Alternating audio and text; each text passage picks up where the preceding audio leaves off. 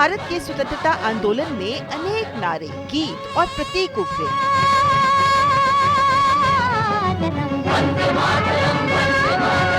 लेकिन वंदे मातरम जैसा व्यापक, गहन और दीर्घकालिक प्रभाव किसी और रचना का नहीं रहा।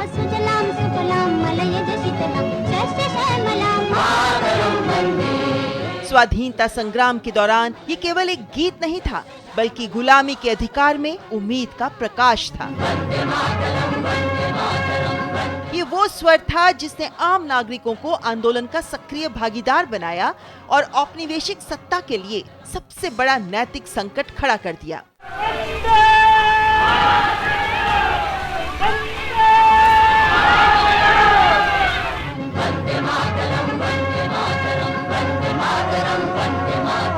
ऋषि बंकिम चंद्र चटर्जी द्वारा 1875 में रचित वंदे मातरम की अमिट विरासत समय की सीमाओं से परे आज भी उतनी ही सशक्त और उज्जवल है जितने 150 वर्ष पहले थी।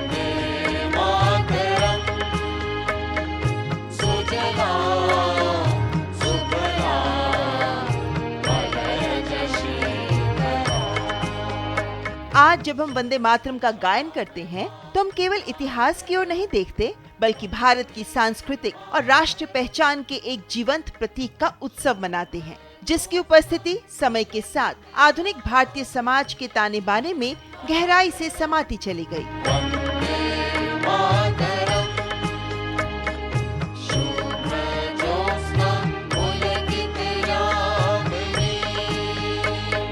अपने 150 वर्षों के इतिहास और यात्रा में वंदे मातरम पूरे सम्मान और गर्व के साथ असंख्य रूपों में गूंजता रहा और आज भी गूंजता है।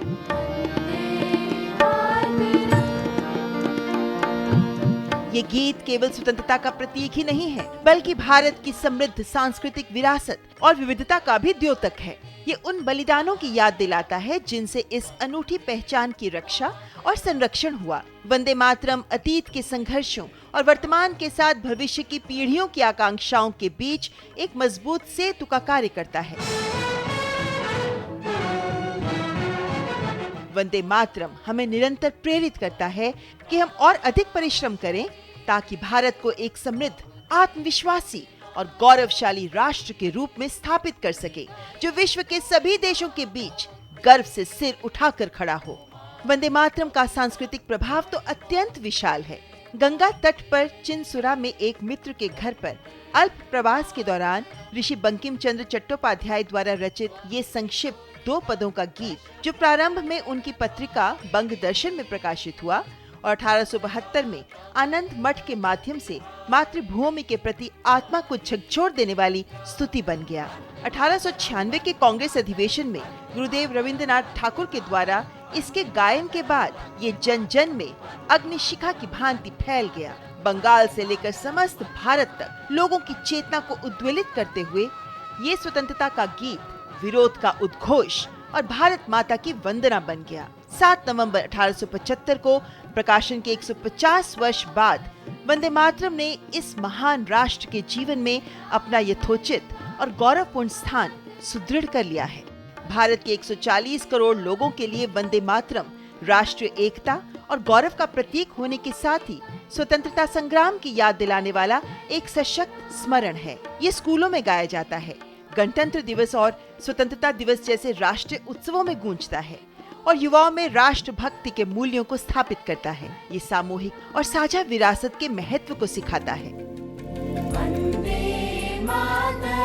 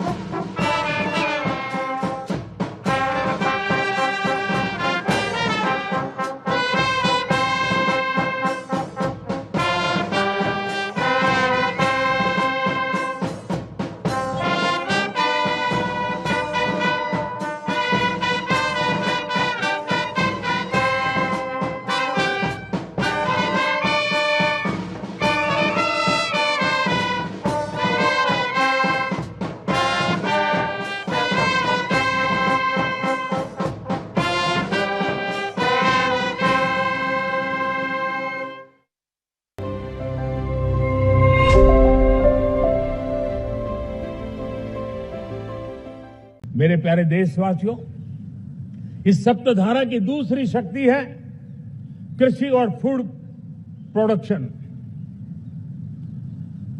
Food processing. हमें इस दिशा में आगे बढ़ना होगा। हमारे किसानों ने अब दुनिया के बाजार खुल चुके हैं। एफटीए के कारण हमें एक बहुत बड़ा मार्केट मिल रहा है। हमें वहां पहुंचना है, हमें उस जगह को हाथ लगाना है। हमें खेत से लेकर के एक्सपोर्ट मार्केट की ओर जाना होगा। हमारे पारंपरिक खान पान हो, हमारे मिलेट्स हो, हमारे मसाला हो, हमारे फल हो, फूल हो, क्या कुछ नहीं है हमारे पास, वो ग्लोबल ब्रांड्स बनने चाहिए। हमारे किसान केमिकल फ्री खेती को बल देंगे। दुनिया में इनकी मांग और बढ़ने वाली है और जो ग्लोबल पैरामीटर्स के अंदर हर प्रकार से सिद्ध होने वाले हमारे एग्रो प्रोडक्ट होंगे तो दुनिया में हम आसानी से पहुंच पाएंगे।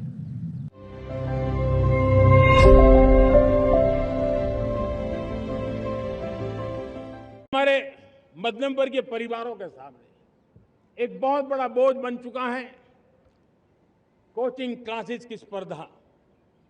हर माँ बाप को लग रहा है कि कोचिंग क्लास में बच्चे को नहीं भेजा तो हम प्रतिष्ठित परिवार नहीं है। इन गरीब और मिडिल क्लास परिवारों की हम चिंता करते हुए हजारों करोड़ रुपए का उनका खर्च है वो भी बचे, बेटे भी अपने आसपास रह सके, उनकी देखभाल हो सके, परिवार पर आर्थिक बोझ ना आए। और इसलिए हमने युवाओं के लिए विभिन्न परीक्षाओं की फ्री ऑनलाइन कोचिंग हमने करने का निर्णय किया है। डिजिटल पब्लिक इंफ्रास्ट्रक्चर है, हमारे पास उत्तम टैलेंट है, टीचर्स हैं। उन संसाधनों को जोड़ करके हम देश के नौजवानों को फ्री कोचिंग देने का एक पूरा नेटवर्क हम खड़ा करने वाले हैं।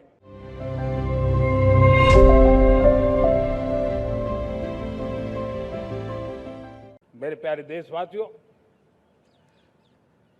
कुछ चीजें मैंने बताई हैं, लेकिन मैं इससे भी आगे सोचता हूं। मैं जरा देश को झकझोरना चाहता हूं, मैं देश की शक्ति को भी झकझोरना चाहता हूं। देश यानी सिर्फ सरकार नहीं होती है, देश यानी हर नागरिक जुड़ता है। क्या हम सोच नहीं सकते कि फॉर्च्यून 500 की चर्चा तो बहुत सुनते हैं, आने वाले एक दशक में इन फॉर्च्यून 500 में 50 कंपनियां भारत की क्यों न हो, ये लक्ष्य हमारा क्यों न होना चाहिए। आज बैंकिंग सेक्टर फल फूल रहा है। दुनिया की टॉप बैंक के अंदर भारत की बैंक का झंडा भी क्यों न फहरता हो। भारत की बैंक भी टॉप बैंक 5 बैंक में भारत की भी एक बैंक होनी चाहिए। भारत की फार्मा की दिशा में हमने बहुत काम किया है, लेकिन समय की मांग है कि दुनिया की 5 बड़ी फार्मा कंपनियों में भारत की भी 1-2 फार्मा कंपनियों का नाम गूंजना चाहिए। भारत उसमें अपना स्थान बनाना चाहिए। लॉ फर्म्स होते हैं, रेटिंग एजेंसी होती है। क्या समय की मांग नहीं है कि ग्लोबल लीडरशिप अब हमारे हाथ में होनी चाहिए? टैलेंट है, सामर्थ्य है, हमारा लंबा इतिहास भी है, भाषाओं पर हमारा प्रभुत्व है, हमें विश्व में पहुंचना चाहिए। हमारी कोई कंसल्टिंग फर्म, अकाउंटिंग फर्म दुनिया के टॉप फर्म्स के अंदर क्यों नहीं होनी चाहिए? भारत की टेक्नोलॉजी कंपनियां दुनिया के अंदर सिरमौर हो, यह हमारा लक्ष्य होना चाहिए।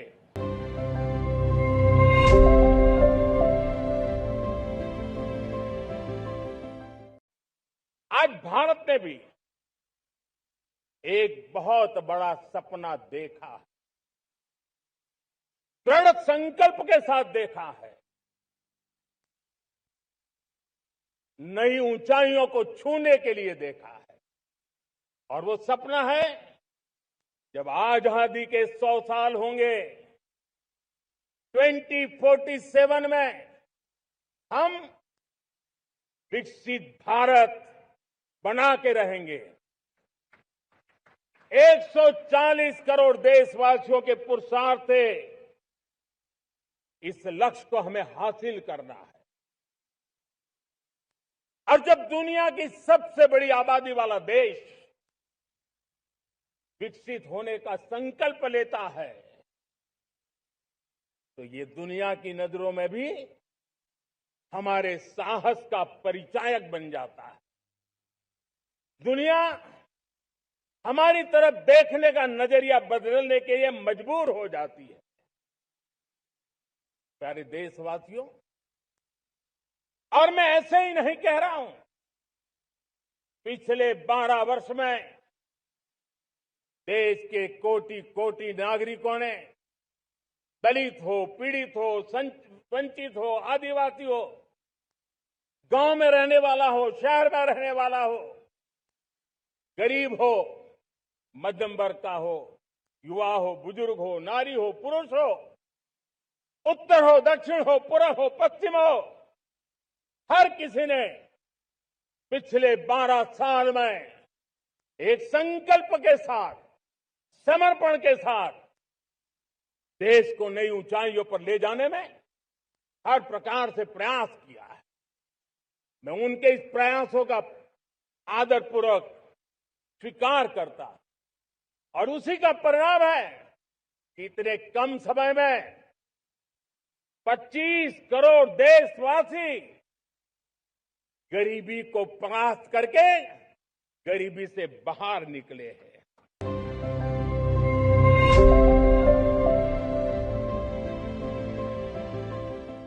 सप्तधारा की चौथी शक्ति है गति शक्ति। ये गति शक्ति देश के अंदर सीमलेस फास्ट कनेक्टिविटी पर हमें बल देना होगा। शहरों को हाई स्पीड रेल से हमें जोड़ना होगा।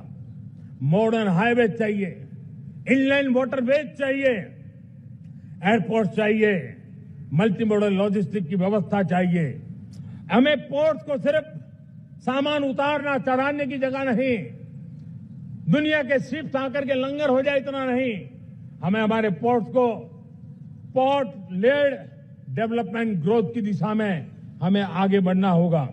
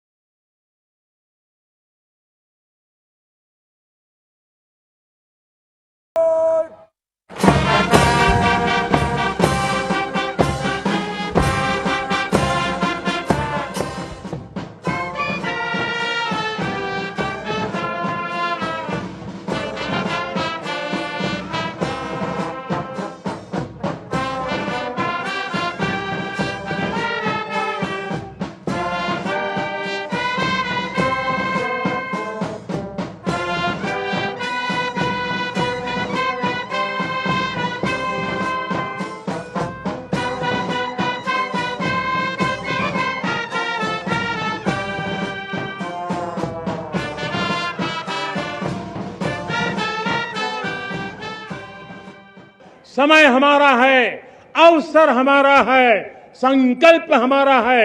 आइए सपनों को संकल्प बनाए, संकल्प को सामर्थ्य बनाए और सामर्थ्य को सफलता में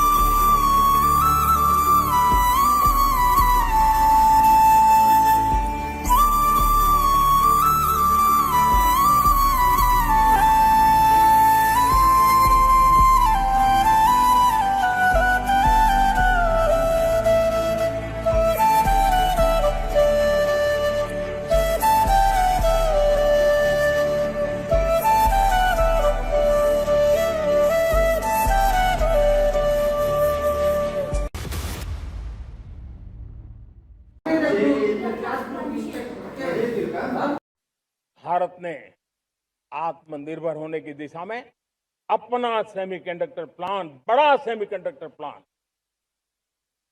3 सेमीकंडक्टर प्लांट शुरू हो चुके हैं। और मुझे बताया गया है कि वहां जो प्रोडक्शन हो रहा है वो एक्सपोर्ट होना शुरू हो चुका है। और मैं देशवासियों को कहना चाहता हूं, आने वाले 7-8 वर्ष में और 5, 7 या 8 सेमीकंडक्टर प्लांट बहुत ही जल्द शुरू होने वाले। ये आत्मनिर्भर भारत हमें विकसित भारत की दिशा में जाने का महामार्ग देता है।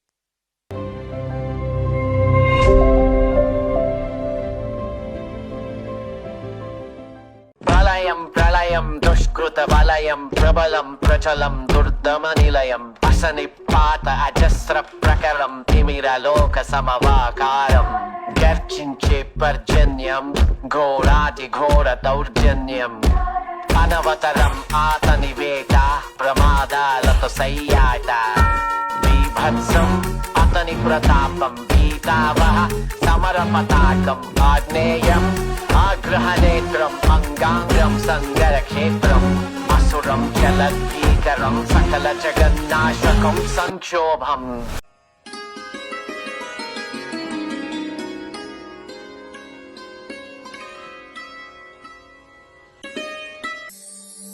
राम नाम मयि वाणी, राम नाम मयि कथा, राम नाम मया शब्दा, सो शब्दा सो क्या था।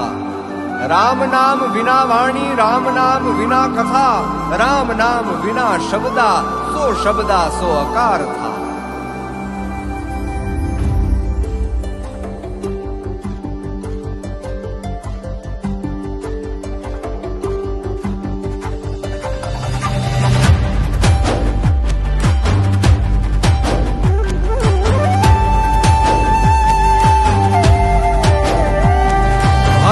विशेष सुंदरम समस्त पाप खंडनम स्वभक्त चित्तरंजनम सदैव राम मध्वयम्।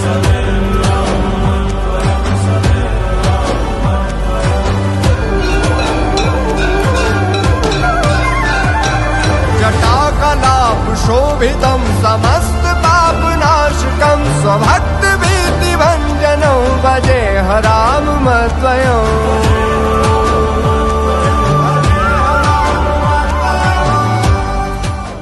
आज योग ने पूरी दुनिया को भारत के साथ जोड़ के रखा हुआ है। योग दुनिया के लिए एक ऊर्जा बनता जा रहा है, भारत के लिए विश्वास का बड़ा कारण बनता जा रहा है। जिस भारत के पास आस्था के केंद्र हो, जिस भारत के पास आयुर्वेद हो, जिस प्रकार से भारत के पास होलिस्टिक हेल्थ केयर की व्यवस्था हो, हील इन इंडिया का मूवमेंट हो, हम दुनिया के अंदर हमारे सामर्थ्य को लेकर के जा सकते हैं। हैंडीक्राफ्ट हो, संस्कृति हो, हमारी फिल्में हो, हमारा क्रिएटिव वर्ल्ड हो, वीएफएक्स हो, हमारा एनिमेशन हो, हमारे गेमिंग हो, डिजिटल कंटेंट हो, क्रिएटिव वर्ल्ड के अंदर भारत अपना रुतबा दिखा सकता है। हमने उसको वैश्विक सामर्थ्य के रूप में विकसित करना होगा। आज भारत ने वेव समिट को एक बहुत बड़ी ताकत दी है। दुनिया धीरे धीरे भारत का ये जो world audio visual and entertainment summit है उसकी राह देखता रहता है और वो भारत के सॉफ्ट पावर को, भारत के क्रिएटिव दुनिया को परिचित करेगा।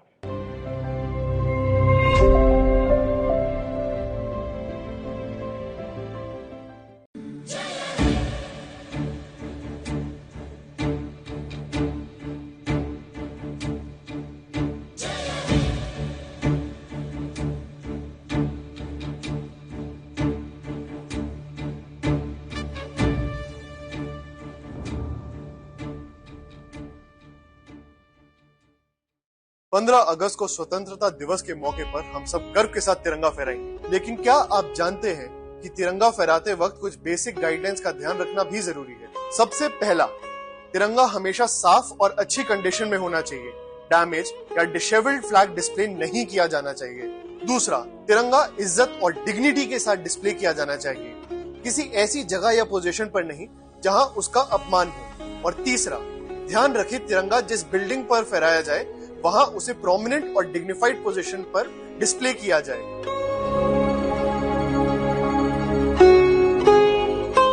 सबसे पहले तिरंगे को एक साफ और ड्राई सरफेस पर हॉरिजॉन्टली रखें।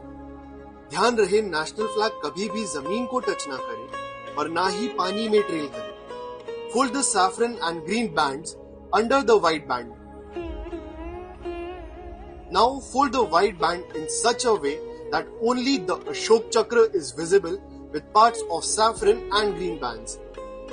Folded तिरंगे को अपने palms या arms पर रखकर सुरक्षित जगह पर रखें। तिरंगा सिर्फ हमारा नेशनल फ्लैग ही नहीं, हमारी आजादी, एकता और देश के वीर शहीदों की बलिदानी का प्रतीक है।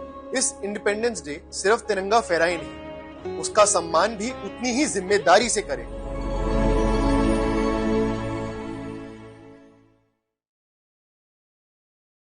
हमारी पांचवी शक्ति है सप्तधारा की, वो है रक्षा शक्ति।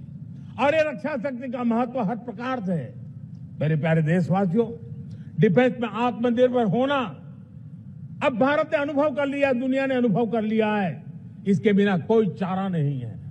विश्व जब अपनी अपनी ही सोच रहा है, तब भारत विश्व के लिए बाजार बन करके नहीं रह सकता है। हमें डिफेंस के क्षेत्र में आत्मनिर्भर होना हुआ। Next generation defence technology develop करके हमें ग्लोबल सप्लायर बनने की दिशा में हमें लक्ष्य लेकर के चलना है। हमें ड्रोन, काउंटर ड्रोन सिस्टम को विकसित करना होगा और हाइपरसोनिक डिफेंस टेक्नोलॉजीज, उस पर हमें लीडरशिप लेनी होगी। साथियों, साइबर सुरक्षा भी आज हर घर के लिए एक समस्या बन रही है। वो भी एक रक्षा का क्षेत्र है जिसमें हमारे युवाओं की जो सामर्थ्य है, उस सामर्थ्य का उपयोग हम देश के और दुनिया के लिए कर सकते हैं।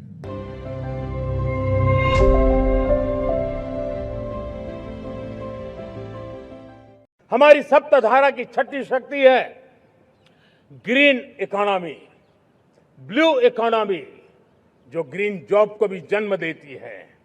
हमें green hydrogen, renewable energy, energy storage, green mobility, green manufacturing in global scale हमें पा करके रहना है। हमें दुनिया जब ग्लोबल वार्मिंग की चर्चा करती रहती है, हम रास्ते खोजते रहते हैं, हम समस्याओं का समाधान दे रहे हैं। और भारत ये ग्रीन मूवमेंट का बहुत बड़ा सामर्थ्य लेकर के चलिए। भारत के पास ब्लू इकोनॉमी के लिए भी बहुत बड़ा अवसर है। बहुत बड़ा लंबा हमारा कोस्ट लाइन है। ब्लू इकोनॉमी के लिए बहुत बड़े अवसर है। फिशरीज है, कोस्टल टूरिज्म है, ओशन टेक्नोलॉजी है। ऐसे कितने ही क्षेत्र हैं जिसमें हम आगे बढ़ सकते हैं।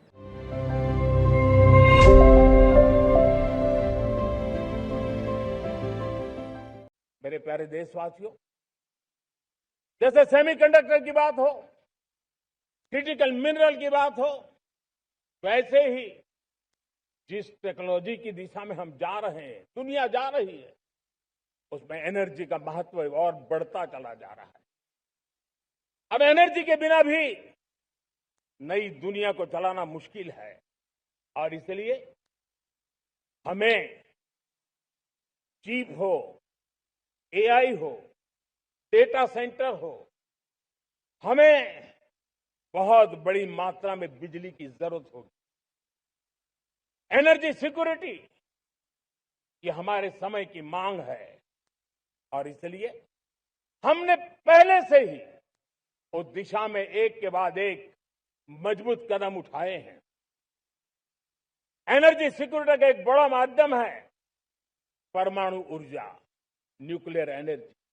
हमने पार्लियामेंट में शांति एक्ट पास कर करके एक नए लक्ष्य तरफ जाने का रास्ता तय कर लिया है। 2047 तक हम 100 गीगावाट न्यूक्लियर पावर का लक्ष्य लेकर के चल रहे हैं। इसी एक दशक में हम 5 नए न्यूक्लियर रिएक्टर शुरू करने का लक्ष्य लेकर के चल रहे हैं। इस वर्ष भारत ने फास्ट ब्रीडर न्यूक्लियर टेक्नोलॉजी में महारत हासिल करके एक अहम पड़ाव पार किया है।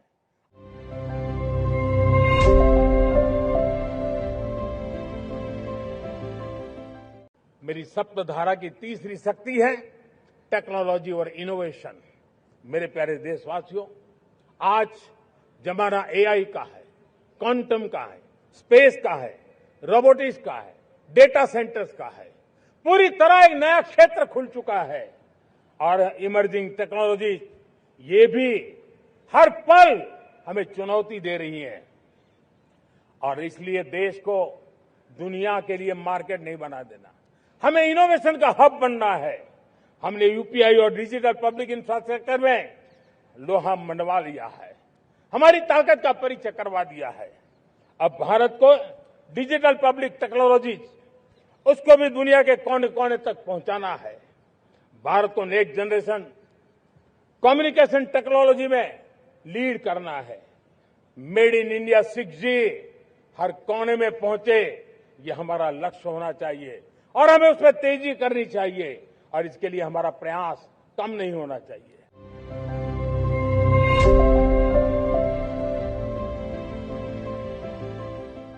सप्तधारा की पहली शक्ति है मैन्युफैक्चरिंग पावर।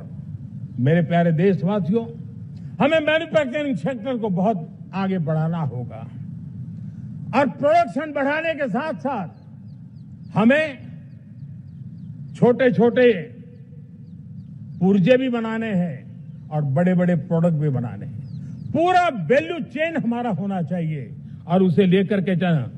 हमें कंपोनेंट भी चाहिए और हमें कंप्लीट मैन्युफैक्चरिंग भी चाहिए, कंप्लीट प्रोडक्ट भी चाहिए। डिजाइन से लेकर मैन्युफैक्चरिंग तक भारत को ग्लोबल सप्लाई चेन का भरोसामंद केंद्र बनना होगा।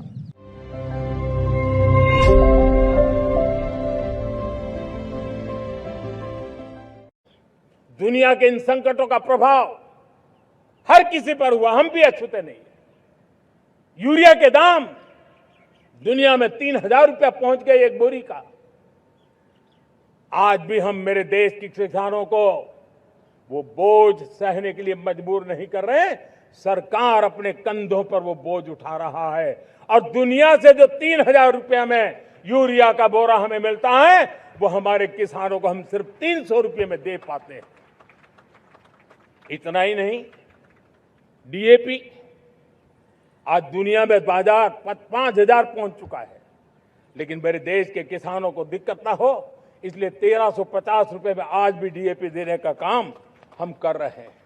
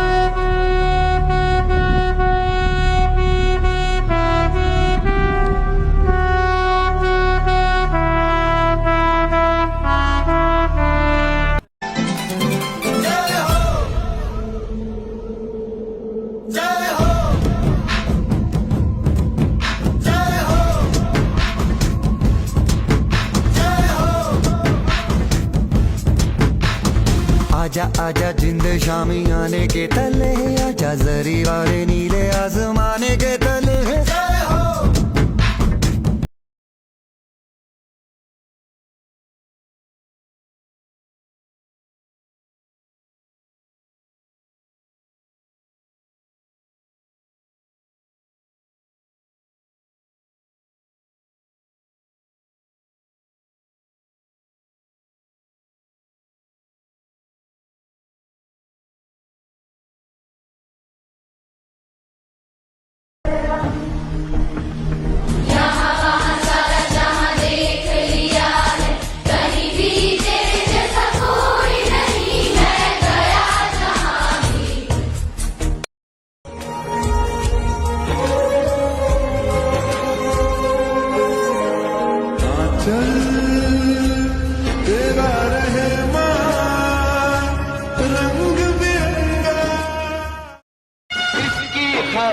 कसम है हमको अपना शीश कटा देंगे, अपना शीश कटा देंगे। जितना भी इस जिस्म में बाकी सारा लहू बहा देंगे, सारा लहू बहा देंगे।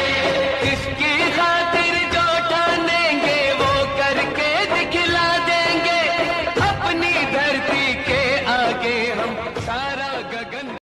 दोस्तों साथियों हम चले दे चले अपना दिल अपनी जान, ताकि जीता रहे अपना हिंदुस्तान। हम जिए हम मरे इस वतन के लिए, इस चमन के लिए, ताकि खिलते रहे गुल हमेशा यहाँ।